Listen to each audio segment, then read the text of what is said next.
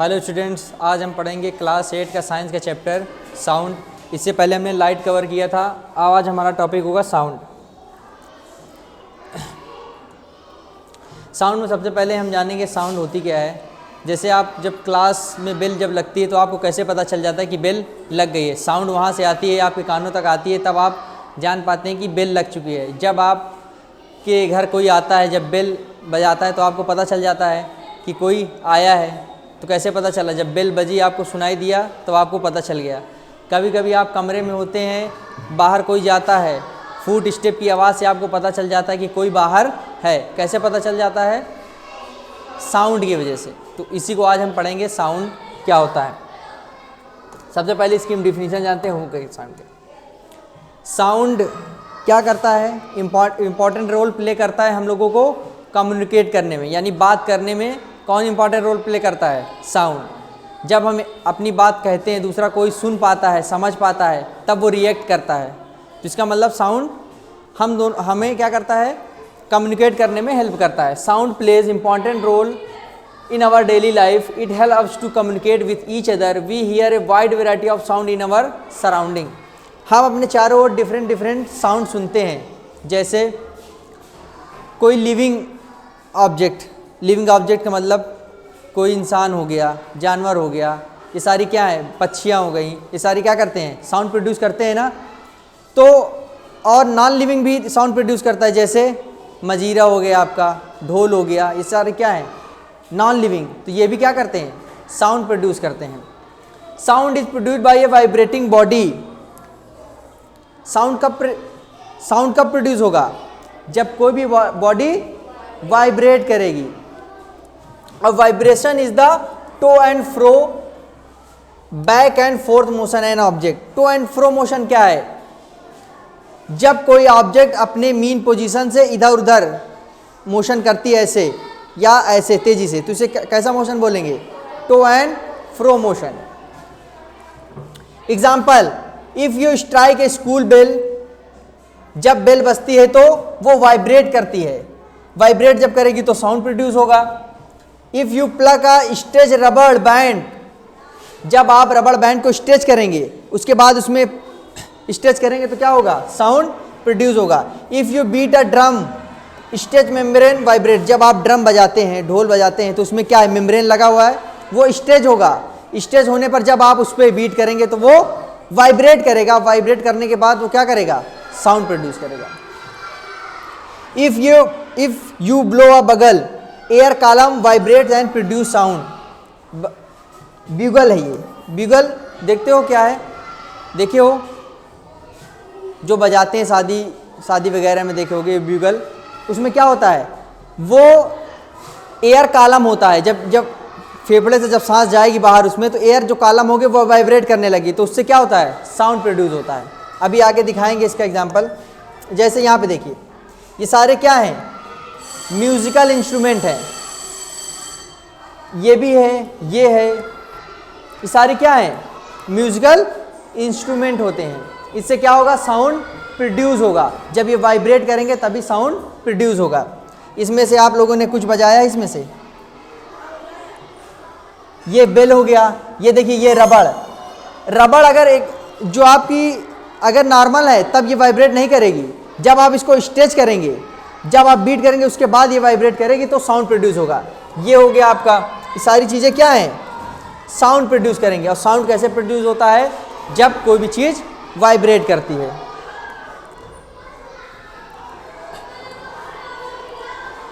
अब हम बात करते हैं कौन कौन से इंस्ट्रूमेंट में कौन कौन सा पार्ट की वजह से साउंड प्रोड्यूस होता है। जैसे वीणा, सितार और वायलिन, इसमें किस वजह से साउंड प्रोड्यूस होता है? स्ट्रेच स्ट्रिंग कैसी होनी चाहिए? स्ट्रेच्ड होनी चाहिए। तबला और मृदंगम में और ड्रम में स्ट्रेच मेम्ब्रेन होना चाहिए। मेम्ब्रेन क्या है? वो जो लगा होगा ना ऊपर का पोर्शन, वो मेम्ब्रेन स्ट्रेच होना चाहिए। शहनाई, फ्लूट और माउथ ऑर्गन, ये कैसे होते हैं? एयर कॉलम इसमें होता है। एयर कॉलम वाइब्रेट करता है तो साउंड प्रोड्यूस होती है। हमारी जो आवाज़ निकल रही है, अभी हम बोल रहे हैं, आपको आवाज़ सुनाई दे रहा है, इसका मतलब कुछ ना कुछ वाइब्रेट हुआ होगा। इसका मतलब हमारा ये जो आप दिख रहा है एडम्स एप्पल, ये वाइब्रेट करता है, उसके बाद ही साउंड प्रोड्यूस होता है। ये एग्जाम्पल हो गया। अब यहां पे देखिए, ये वीणा, सितार और वायलिन, इसमें साउंड कैसे प्रोड्यूस होगा? ये रिंग स्ट्रिंग है ना, ये स्ट्रेच होगी, और इसमें मेम्ब्रेन, ये आपको दिख रहा है, ये मेम्ब्रेन, ये स्ट्रेच मेम्ब्रेन होगा। जब इसमें आप बीट करेंगे तो वाइब्रेट करेगी और साउंड प्रोड्यूस करेगा। और इसमें कैसे होगा? एयर कॉलम, इसमें एयर कॉलम होगा। Some musical instrument produce sound when they are beaten और स्ट्रक। बेल, घाटम, मजीरा, जल तरंग, इसको आप बीट करेंगे तो साउंड प्रोड्यूस होगा, इसको आप जब बीट करेंगे तो साउंड प्रोड्यूस होगा, इसको बीट, इसको बीट। जल तरंग क्या होता है? डिफरेंट शेप के बाउल होंगे, इसमें डिफरेंट अमाउंट क्या भर लेंगे? वाटर, फिर उसको जब बीट करेंगे तो हर एक बाउल से अलग साउंड निकलेगी, इसे बोलते हैं जल तरंग। साउंड प्रोड्यूस बाय ह्यूमंस, यानी जब हम बात कर रहे हैं आप लोगों से तो साउंड निकल रहा है, तो कैसे ये प्रोसेस हो रहा है आज समझते हैं। In human sound is produce by a voice box, जिसे हम कहते हैं लैरिंग्स, is the upper part of the wind pipe. Wind pipe के ऊपर जो हमारा लैरिंग्स होगा, यहां से ये देखिए, ये आपका है वोकल पाइप। जब फेफड़े से एयर जाएगी, वाइब्रेट, यहाँ ये दोनों वाइब्रेट करने लगेंगे, तो वाइब्रेशन के कारण क्या होगा? साउंड प्रोड्यूस होगा। Two vocal cord stretch across the voice box leaving a narrow slit when the lungs force air through the mouth. तो जब फेफड़े से यहाँ पे एयर जाएगी तो ये दो वोकल कार्ड एकदम नैरो होगी, तो ये वाइब्रेट करने लगती है, जिसके कारण साउंड प्रोड्यूस होता है। तो ये एक सिंपल प्रोसेस है। ये हमारा एडम्स एप्पल है। जब आप बात करें या बोलें, आप जब यहाँ पे टच करेंगे तो ये आपको एक झंझनाहट महसूस होगी, यानी वाइब्रेशन। इससे ये पता चल रहा है कि वाइब्रेट कर रहा है। Sound requires a medium to propagate, यानी साउंड को एक जगह से दूसरे जगह तक जाने के लिए क्या चाहिए? मीडियम का होना जरूरी है, कंपलसरी है। बिना मीडियम के साउंड प्रोड्यूस नहीं होगी। Sound travel through solid, liquid and gas, यानी साउंड सॉलिड, लिक्विड, गैस तीनों में ट्रेवल कर सकती है, लेकिन वैक्यूम में ट्रेवल नहीं कर सकती। वैक्यूम का मतलब जहां पे कोई एयर, कोई मॉलिक्यूल्स प्रेजेंट ना हो। अब सॉलिड में कैसे ट्रेवल करती है? जैसे मान लीजिए टेबल है, आप एक तरफ कान रख लीजिए, दूसरी तरफ कोई आप बीट करें तो आपको सुनाई देगा। इससे पता चला कि सॉलिड में भी साउंड ट्रेवल कर सकती है। लिक्विड में जो बड़ी बड़ी मछलियाँ होती हैं, डॉल्फिन, शार्क, ये क्या करती हैं? साउंड प्रोड्यूस करती हैं, तो वो हमें सुनाई देता है बाहर तक। तो इससे क्या पता चला कि साउंड लिक्विड में भी ट्रेवल कर सकती है। गैस, अभी हम बात कर रहे हैं, आप तक आवाज़ पहुंच रही है, इसका मतलब साउंड गैस में भी ट्रेवल कर सकती है। Sound travel through the solid thread of can telephone a whale listener to the reflected sound echo in water to locate its prey. We are able to listen the sound because of sound travels in air. हम लोग बात करते हैं किस लिए sound travel कर पाती है एयर में, और वेल जो मछलियाँ होती हैं वो साउंड प्रोड्यूस करती हैं। और रिफ्लेक्टेड साउंड, यानी कि जो मछलियाँ होती हैं साउंड प्रोड्यूस करती हैं, साउंड प्रोड्यूस करने के बाद वो एक निकलती, जब साउंड टकरा के जब वापस आती है उनके पास, तो उनको ये पता चल जाता है कि आगे कोई शिकारी है, तो उनको पता चल जाता है आगे कौन है। शिप वगैरह जो होती हैं वो साउंड एक प्रोड्यूस करती हैं मछलियाँ। जैसे शिप बहुत बड़ी होती है, मछली अंदर है, तो वो साउंड एक प्रोड्यूस करेगी, साउंड रिफ्लेक्ट होकर वापस आ जाएगी, तो जो मछलियाँ होती हैं उनको पता चल जाता है आगे कोई ऑब्जेक्ट है, तो वो टर्न हो जाती हैं। Sound travel through solid, liquid, gas, ये तो बता चुके। How we hear sound through our ears, तो हम साउंड तो प्रोड्यूस हो गया, कोई ऑब्जेक्ट है वो साउंड प्रोड्यूस करेगा, अब उसको हम सुनेंगे कैसे? उसका काम कौन करता है? हमारा ईयर। ये आपका आउटर ईयर है, बाहर ऐसे दिखता है, अंदर ये, अंदर एक होगा आपका ईयर ड्रम। क्या होगा? एक ईयर ड्रम। ये क्या करेगा? मान लीजिए हमने साउंड प्रोड्यूस किया, साउंड प्रोड्यूस किया तो ये साउंड यहाँ आई, साउंड हमारे कानों तक आई, आने के बाद यहाँ वाइब्रेशन जाएगा ये ईयर ड्रम के पास, तो ईयर ड्रम क्या करेगा? ये भी वाइब्रेट करने लगेगा। जब ये वाइब्रेट करने लगेगा तो जो सिग्नल है वो भेजेगा कहाँ, हमारे ब्रेन के पास।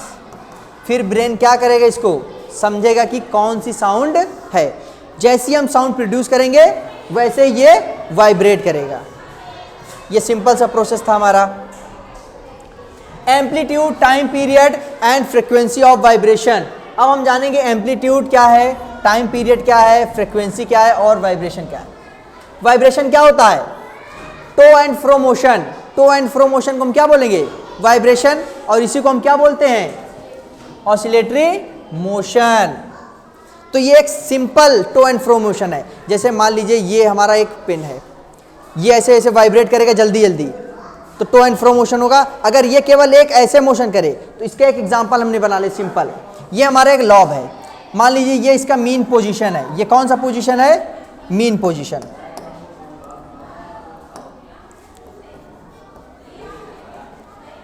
मीन पोजीशन है। ये यहां तक गया, फिर यहां से आया, फिर यहां गया। जब ये मैक्सिमम डिस्टेंस जहां तक जाएगा उसको हम क्या बोलेंगे, मैक्सिमम डिस्टेंस को हम क्या बोलेंगे, मैक्सिमम डिस्टेंस क्या बोलेंगे इसको, एम्पलीट्यूड।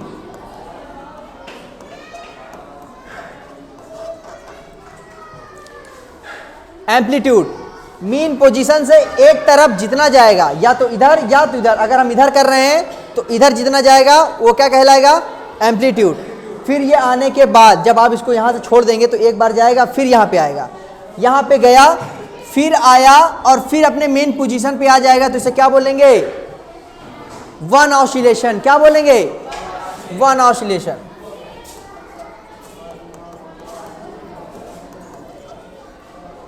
और वन ऑसिलेशन में जितना टाइम लगेगा उसको क्या बोलेंगे, टाइम पीरियड।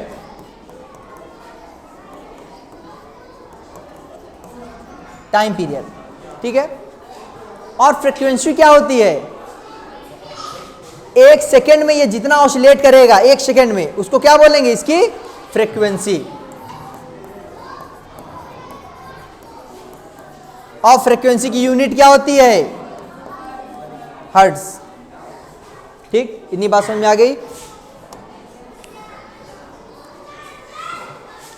ऑसिलेशन बता दिए, टाइम पीरियड क्या है, फ्रीक्वेंसी क्या है, इसकी यूनिट हर्ट्ज। और फ्रीक्वेंसी और टाइम पीरियड में रिलेशन होता है। Time period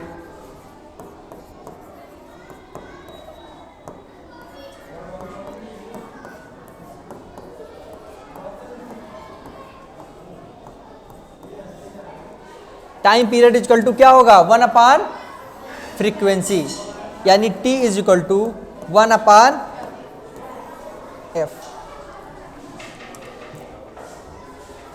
loudness and pitch of sound. Loudness क्या है, कभी कभी आपको कोई आवाज़ एकदम स्लो सुनाई देती है, कभी बहुत तेज। ये किसके वजह से होती है, एम्पलीट्यूड। यानी जितना बड़ा एम्पलीट्यूड होगा उसकी आवाज़ उतनी लाउड होगी, एम्पलीट्यूड जितना छोटा होगा उतनी आवाज़ उसकी स्लो होगी। पिच, पिच क्या होगा, लाउडनेस तो हो गया, पिच क्या होगा, पिच फ्रीक्वेंसी पे डिपेंड करता है। जितनी कम फ्रीक्वेंसी होगी पिच भी उतना कम होगा, जितनी हाई पिच होगी या हाई फ्रीक्वेंसी होगी उतनी उसकी पिच होगी। तो पिच किससे हमें पता चलेगा, फ्रीक्वेंसी से, और लाउडनेस एम्पलीट्यूड से। लाउडनेस को किससे मेजर करते हैं, डेसिबल। इसका एग्जांपल देखिए, अगर लो पिच है तो फ्रीक्वेंसी क्या होगी, लो, और हाई पिच है तो फ्रीक्वेंसी क्या होगी, हाई होगी। तो जो छोटे बच्चे होते हैं उनकी फ्रीक्वेंसी कम होती है कि ज़्यादा होती है, ज़्यादा होती है फ्रीक्वेंसी, इसीलिए उनकी पिच जो है हाई होती है। और जो एडल्ट होते हैं उनकी फ्रीक्वेंसी कम होती है, उसमें थोड़ा लाउडनेस होता है। जैसे एग्जांपल, बर्ड्स की फ्रीक्वेंसी क्या है, कम है, उनकी पिच भी कम है। और शेर जब दहाड़ता है तब उसकी क्या है, फ्रीक्वेंसी ज़्यादा है, फ्रीक्वेंसी ज़्यादा नहीं है, उसकी लाउडनेस ज़्यादा होगी। फ्रीक्वेंसी ज़्यादा का मतलब पिच ज़्यादा, और लाउडनेस का मतलब एम्पलीट्यूड ज़्यादा। यहां पे ये ढोल बजा रहा है, यहां पे देखो ये फ्रीक्वेंसी क्या है, 1 सेकेंड में ये इतना ही चल रहा है, और 1 सेकेंड में ये, तो इसकी पिच क्या होगी, ज़्यादा होगी, और इसकी पिच क्या होगी, कम होगी। ये कम होगी, ये इसकी पिच ज़्यादा होगी। ठीक है। वुमेन की पिच ज़्यादा होती है कि कम? वुमेन की आवाज़ पतली होती है ना, तो उनकी पिच हाई होती है, फ्रीक्वेंसी भी हाई होगी। और मैन की आवाज़ में थोड़ा लाउडनेस होती है, उनकी पिच कम होती है, लाउडनेस ज़्यादा होती है। इसीलिए आप वुमेन और मैन की आवाज़ में डिफरेंट कर पाते हैं। अब कोई मैन है, अगर वो वुमेन की तरह बोलने लगे तो आपको कैसा लगेगा? और लगेगा ना।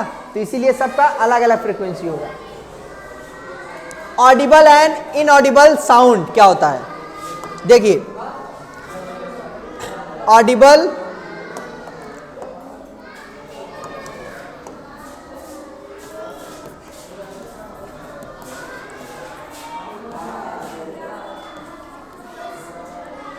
Audible sound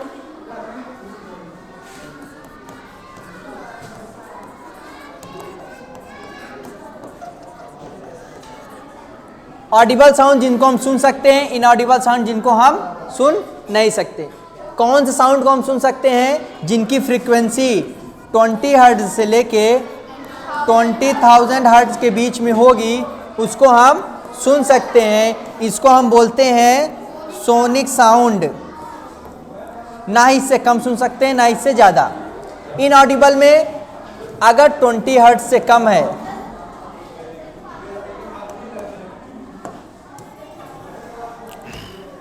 less than 20 hertz, less than 20 hertz को क्या बोलेंगे? Infrasonic, infrasonic sound. और मोर देन 20,000 हर्ट्ज साउंड को क्या बोलते हैं? Ultrasonic, ultrasonic sound. 20 हर्ट्ज से ज़्यादा इंसान नहीं सुन सकता, लेकिन कुछ जानवर हैं जो इनको सुन सकते हैं। आप लोग अल्ट्रासाउंड जानते हो? अल्ट्रासाउंड जब कराने जाते हैं, जब अल्ट्रासाउंड होता है, पेट का होता है जब अल्ट्रासाउंड, तो ये वाली 20 हर्ट्ज से ज़्यादा फ्रीक्वेंसी पेट के अंदर जाती है, फिर टकरा के वापस आती है, तो हमें पता चल पाता है कि अंदर क्या है। तो इसका यूज़ किया जाता है, अल्ट्रासोनिक का। Noise and musical sound. अगर साउंड एकदम स्मूथ है, अच्छी आवाज़ आ रही है, तो आप क्या बोलेंगे? Musical sound. Unpleasant sound are called noise. जो प्लीजेंट साउंड होगा, जो आपको ऐसा साउंड जो आपको अच्छा लगेगा, उसको क्या बोलेंगे हम? Musical sound. और अगर अनप्लीजेंट साउंड है तो नॉइज हो जाएगा। जैसे आप क्लास में अभी शोर मचा रहे हैं, तो ये क्या है? नॉइज हो रहा है। अभी सब चले जाएं और कोई ना रहे तो एकदम शांति हो जाए, तो क्या हो जाएगा? साउंड नहीं रहेगा, तब नॉइज नहीं होगा। अब म्यूजिकल साउंड का मतलब ऐसा साउंड जो हमें थोड़ा सा रिलैक्स महसूस कराए, उसे हम बोलेंगे म्यूजिकल साउंड। और ऐसा साउंड अगर कई सारे साउंड मिल जाएं तो क्या बन जाएगा? नॉइज हो जाएगा। एग्जाम्पल इसका देखिए, if all the student in classroom speak together, a noise is produce, sound produce by horns, buses and trucks. ये सारे क्या करते हैं? नॉइज करते हैं। म्यूजिकल साउंड क्या है? साउंड, ऐसा साउंड जो हमें pleasing to the ears is called musical sound. जो हमारे कानों को अच्छा लगता है वो साउंड म्यूजिकल साउंड कहलाएगा। Sound of a person singing a song. अगर कोई इंसान गा रहा है तो म्यूजिकल साउंड।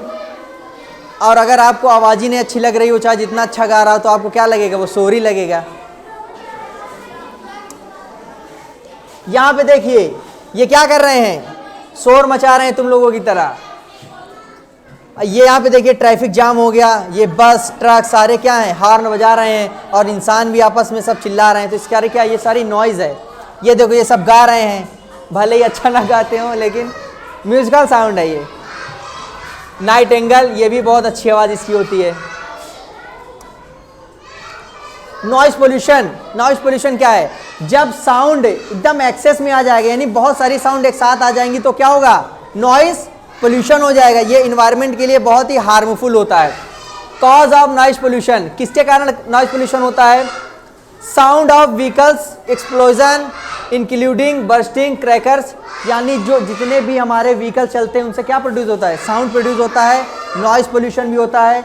जो पटाखे जलाए जाते हैं उनसे भी क्या होता है, नॉइज पोल्यूशन। मशीन वगैरह होती, लाउड स्पीकर, ये सारे क्या करते हैं, नॉइज पोल्यूशन। हमारे घर में जो होम घर में भी होता है, क्या, कंडीशनर हो गया, कूलर्स हो गया, जितने भी किचन अप्लायंसेस है क्या, सारे क्या करते हैं, नॉइज पोल्यूशन करते हैं।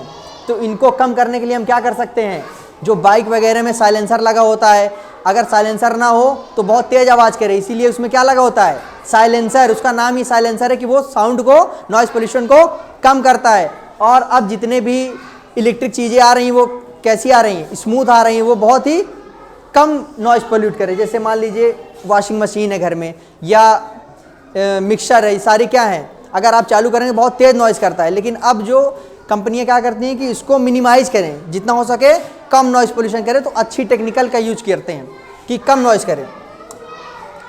Harmful effect of noise pollution, जब ज़्यादा हम नॉइज़ पोल्यूशन में रहेंगे, यानी इतना भीड़ भाड़ इलाके में ज़्यादा रहेंगे या ऐसे शहर में रह रहे हैं जहाँ पे बहुत ज़्यादा नॉइज़ पोल्यूशन होता है, तो हमें क्या हो सकता है, एंजाइटी हो सकती है, नींद नहीं आएगी और डिप्रेशन हो जाएगा। ये सारी चीज़ें क्या करती हैं, हार्मफुल इफेक्ट है। नॉइज़ पोल्यूशन का several health related problem, lack of sleep, hypertension, high blood pressure, anxiety. A person expose to loud sound continuously may get temporary और permanent impairment of the hearing. अगर ज़्यादा आप noise pollution में रहेंगे, ज़्यादा शोर शराबा करेंगे, तो आप लॉस ऑफ हियरिंग, आप बहरे भी हो सकते हैं। Measure to limit noise pollution, noise pollution को कम करने के लिए हम क्या कर सकते हैं, क्या कर सकते हैं हम, गाड़ियों में क्या लगा होता है, साइलेंसर लगा होता है।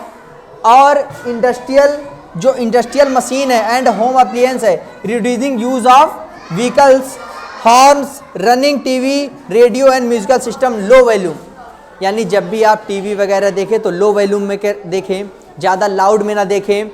और जो हॉर्न है, बहुत से बच्चे गाड़ी चलाते हैं तो ज़बरदस्ती हॉर्न मारते रहते हैं, जबकि सामने कोई रहता नहीं फिर भी हॉर्न मारते रहते हैं। ऐसा नहीं करना चाहिए, जितना हो सके कम हॉर्न का यूज करें, जब भीड़ भाड़ इलाका हो तभी करें। बहुत से ज़बरदस्ती दिखाने के लिए हॉर्न मारते रहते हैं, और वो भी कौन सा हॉर्न लगाते हैं, जो कंपनी देती है उसको निकाल के इतना बड़ा वाला हॉर्न लगा देंगे ज़बरदस्ती। तो ऐसा नहीं करना है, ये नॉइज़ पोल्यूशन के कारण होंगे। और नॉइज़ पोल्यूशन को कम करने के लिए आप लोग देखते होंगे रोड के किनारे सरकारें पेड़ लगाती हैं। क्यों लगाती हैं, क्योंकि जो नॉइज़ पोल्यूशन हो वो पेड़ क्या करता है, एब्जॉर्ब कर लेता है, साउंड उससे टकराएगी, टकराने के बाद वो एब्जॉर्ब कर लेगा, तो इससे नॉइज़ पोल्यूशन कम होगा। जब आप देखते हैं डिवाइडर बीच में बनता है तो उसके बीच में पेड़ लगा दिए जाते हैं, किस लिए लगाते हैं, कि नॉइज़ पोल्यूशन कम हो। ये देखिए हॉर्न, ये सारे हॉर्न लगाते हैं बच्चे लोग, इसको नहीं लगाना है। ये साउंड, ये पटाखे फोड़ रहे हैं, ये जब विसर्जन होता है देखो कितना भीड़ हो जाती है, शोर शराबा, ये विस्फोट हो गया, ये जेसीबी हो गई, ये घर में नॉइज़ पोल्यूशन करते हैं। अब आइए कुछ एनसीईआरटी एग्जाम्पलर है, इसका आपको आंसर देना है। List of medium is given below. Wood है, वाटर है, एयर है, वैक्यूम, ये 4 मीडियम दिए हैं। In which of this medium can sound travel, इसमें से किसमें साउंड ट्रेवल कर सकती है, वुड में भी, वाटर में भी और एयर में भी, तीनों में कर सकती है। Option B is the right answer. The loudness of sound depends, किसी की साउंड लाउड होती है, किसी की लो होती है, किसके कारण, एम्पलीट्यूड के कारण। Which of the following statement are correct, sound is produced by vibration, ये करेक्ट है। Sound requires a medium propagation की, ये करेक्ट है। कि ये कौन सा करेक्ट है इसमें बताइए, साउंड वाइब्रेशन के कारण प्रोड्यूस होता है, ये सही है। साउंड रिक्वायर्स मीडियम साउंड के लिए मीडियम चाहिए, ये भी सही है। Light and sound both require medium, बताइए ये गलत है क्योंकि लाइट को मीडियम नहीं चाहिए। Sound travel slower then light, कह रहा है साउंड जो है लाइट से स्लो है, बताइए सही है ये, साउंड लाइट से स्लो है। जब कभी बिजली कड़कती है, लाइटिंग होती है तो आपको क्या दिखता है, पहले लाइट दिखती है, उसके कुछ सेकंड बाद साउंड सुनाई देता है, इसका मतलब साउंड जो है स्लो है। तो इसका मतलब 1 सेकेंड और 4 किसमें है, D option is the right. An object is vibrating eight 50 hertz, what is time period. अब इसका फार्मूला, ये क्या दिया है, फ्रीक्वेंसी, क्या है ये, और हमसे पूछ क्या रहा है, टाइम पीरियड। तो इसका फार्मूला क्या होता है, T इक्वल टू 1/f। क्या आएगा, इसको सॉल्व करेंगे थे 0.02। टाइम पीरियड की यूनिट क्या होती है, सेकेंड। तो 0.02 किसमें है, A is the right answer. In order to reduce the loudness of a sound we have to, यानी लाउडनेस को कम करने के लिए हम क्या कर सकते हैं, decrease its frequency of vibration of the sound, increase its frequency कि decrease amplitude of vibration, increase amplitude. देखो इंक्रीज वाला तो होगा ही नहीं, इंक्रीज वाला तो होगा नहीं क्योंकि हमें क्या करना है, कम करना है।